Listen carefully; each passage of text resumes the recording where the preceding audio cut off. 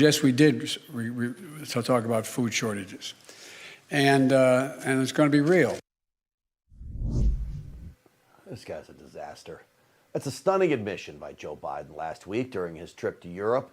It is still being ignored by most of the fake news media. Americans could be facing a food shortage here at home. It's a scary result of Putin's invasion of Ukraine.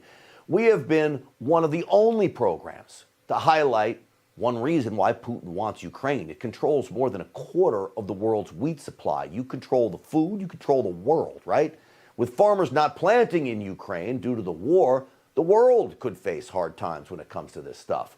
Russia is the #1 producer of wheat in the world, and guess what else it produces a lot of? Fertilizer.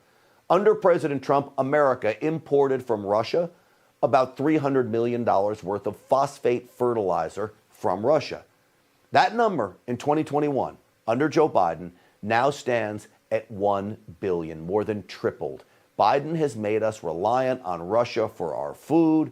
We can't grow things here without fertilizer. And to make matters worse, according to the Agriculture Department, Communist China owns nearly 192,000 acres of farmland in the United States to the tune of almost $2 billion.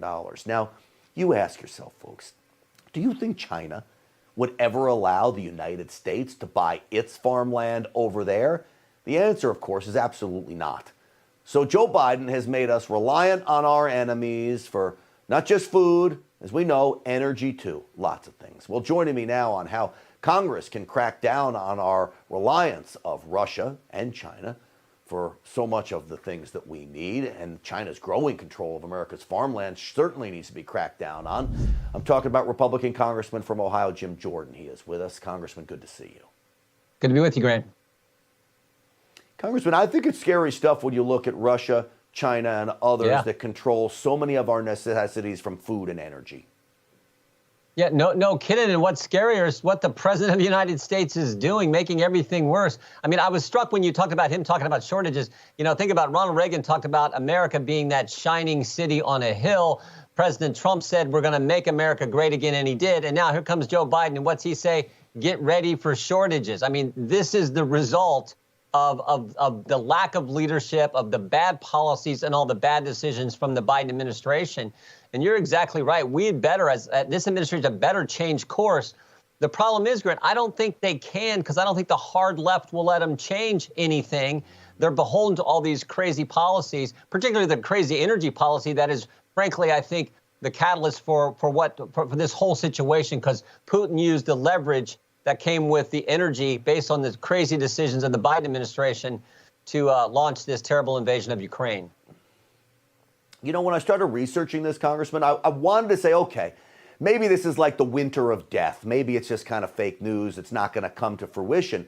But then I got into this whole deal with the fertilizer coming from Russia. I didn't even know anything about this, that we need it to grow food here in the United States. You've got wheat from Ukraine. This actually could be real now, a possibility America faces a food shortage.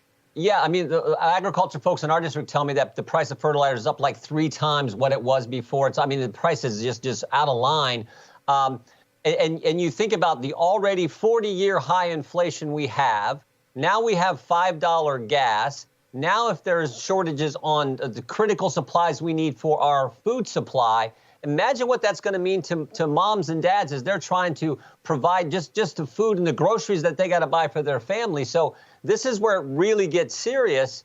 And again, so much of it's just driven by just bad decisions. I mean, you think about it, Grant, every single area, the Biden administration has screwed things up. We went from a secure border to complete chaos. We went from energy independence to the president begging OPEC, Iran, and Venezuela to increase production. We went from relatively safe streets to record levels of crime in every major urban area. And we went from stable pricing to a 40-year high inflation, driven a lot by energy, which is, again, sort of the key factor in all of this.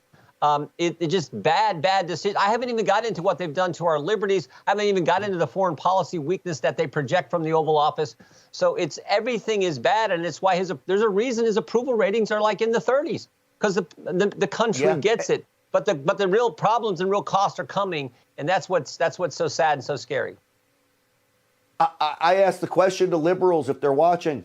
Name me one thing that he's done well. How do you come to an approval rating of either 30 or 40%? I don't even know how you get there because he's done nothing well.